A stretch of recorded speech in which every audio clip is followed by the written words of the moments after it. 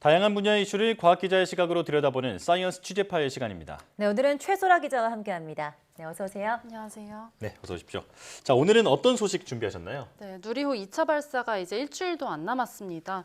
발사 예정일은 6월 15일이고요. 발사 예정 시간은 오후 3시부터 7시인데요. 네. 시간은 당일 오전에 최종 확정됩니다.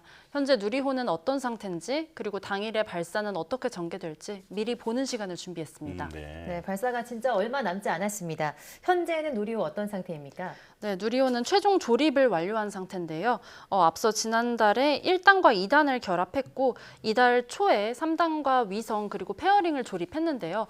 9일에 최종적으로 1단, 2단 결합체와 또 3단을 연결하는 걸 완료했습니다. 예.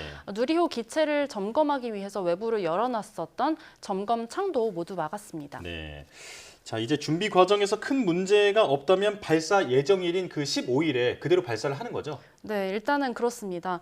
네, 기상청은 13일 오후부터 14일까지 제주와 남부지방의 저기압의 영향으로 비가 내릴 것으로 예상했는데요. 네. 누리호 발사 예정일인 15일에는 저기압이 동해상으로 이동해 있을 것으로 예상되기 때문에 전남 고흥군에는 비가 쏟아질 확률이 낮다고 봤습니다. 네. 다만 13일 오후부터 15일까지 내륙을 중심으로 대기가 매우 불안정할 수 있어서 예단하기는 매우 어려운 상황이라고 밝혔습니다. 누리호가 발사되려면 기온은 영하 10도에서 영상 35도 사이여야 하고요. 또 습도나 바람 등의 조건도 충족돼야 하거든요. 네. 이 밖에 우주 물체와의 충돌 가능성도 없어야 하고 또 발사체 통신에 영향을 줄 수 있는 태양 흑점 폭발과 같은 이런 우주 환경의 영향도 고려돼야 합니다. 네. 이 때문에 발사 예비일이 예정일의 다음 날인 16일부터 23일로 설정됐습니다.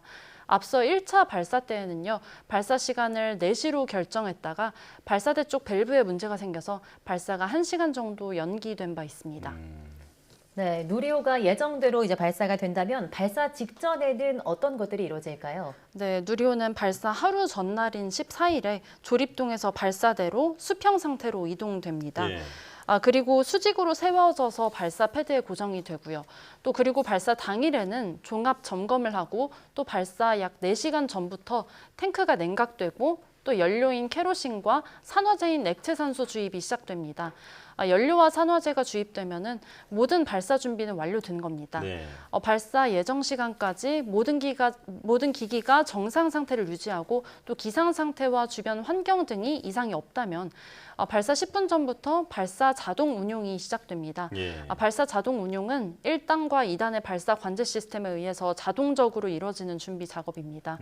이를 통해서 1단의 엔진 추력이 300톤에 도달하게 되고요. 또 고정장치 해제 명령이 떨어지면 발사체가 이륙하는 겁니다. 예.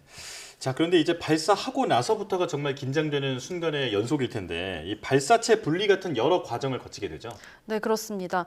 발사가 15일 오후 4시에 이루어진다고 가정하고 정리해 보면요. 네. 발사 127초 후인 4시 2분 7초에 상공 59km에서 누리호 1단이 분리됩니다.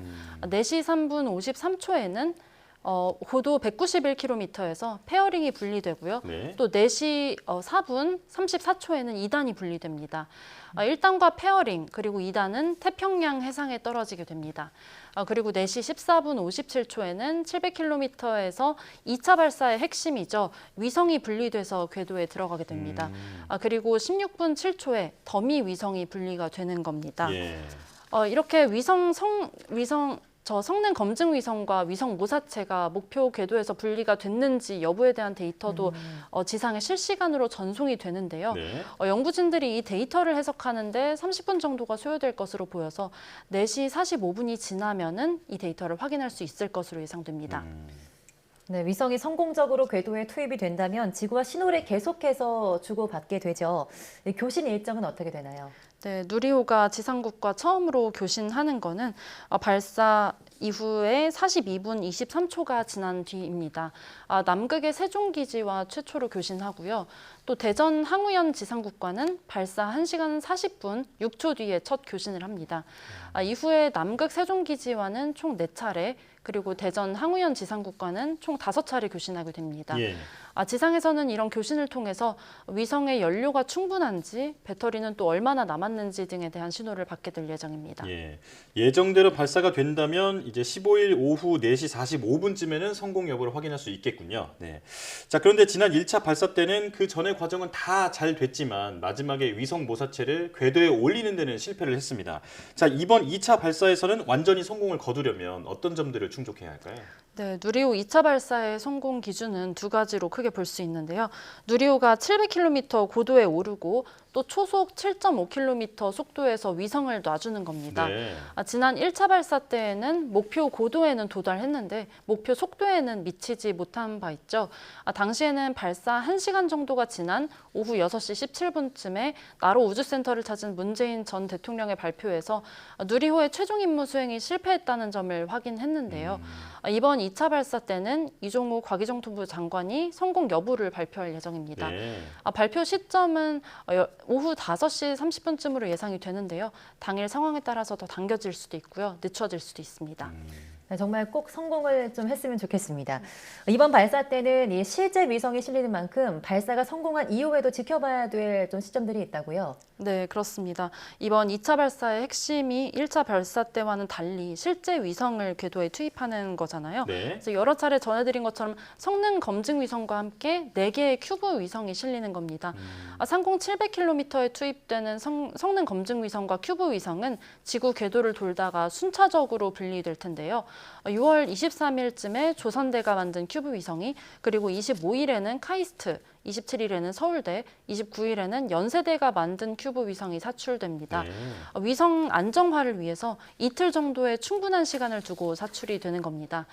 이들 큐브 위성은 가로 세로 높이가 각각 10cm에 질량이 1.33km 정도로 6개월에서 1년여간 미세먼지 관측과 같은 지구 관측 임무를 수행합니다.